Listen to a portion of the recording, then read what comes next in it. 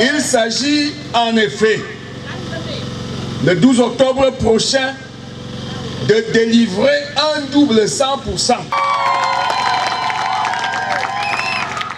L'agenda du RDPC ne connaît pas de répit. Alors que la campagne bat son plein, le président de la commission communale, Ndo Gervais Eric, a poursuivi sa tournée de sécurisation du vote ce jour, une mission cruciale, car c'est sur le terrain, dans les moindres recoins, que se forge la victoire.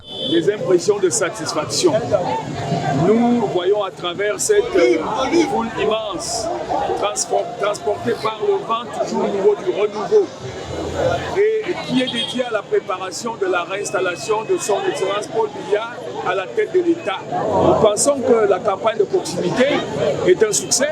Ça a été là un choix opérationnel juste pour la hiérarchie de notre parti, et c'est ce qui est en marche. Première étape de la journée, Mamezam. Après l'accueil protocolaire et les prières, le président de la commission a pris la parole. Son discours, loin des promesses habituelles, s'est concentré sur la mécanique électorale, transformant chaque militant en agent de la victoire. Au soir du 12 octobre, obtenir un résultat excellent, un résultat digne de ce que le président Paul Biya représente pour le Cameroun.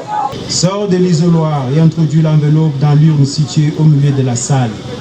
Retourne vers le président du bureau de vote pour attester de ta participation au scrutin. Signe la fiche d'émargement et trempe ton auriculaire dans l'arc indélébile.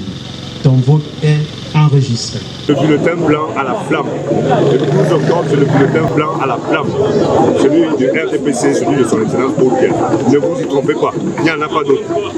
Changement d'atmosphère à Bilone. Accueilli par une impressionnante marée humaine, le président et sa délégation ont mesuré l'ampleur de la mobilisation. Le rituel a été scrupuleusement observé, la ferveur populaire étant le meilleur des stimulants.